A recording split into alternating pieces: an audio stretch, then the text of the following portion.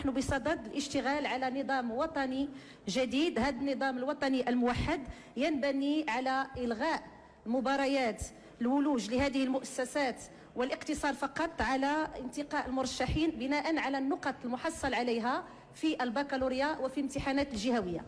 طبعا هذا الأمر لا يمكن أن نعمل به ابتداء من هذه السنة، ولكن ابتداء من السنة التي تليها. احنا نسعى باش نزولوا ان شاء الله السنه المقبله الامتحان ديال المدارس ديال المهندسين وغيره، ناخذوا النقطه الوطنيه، النقطه الجهويه والمواد الاساسيه في كل تخصص، لان مثلا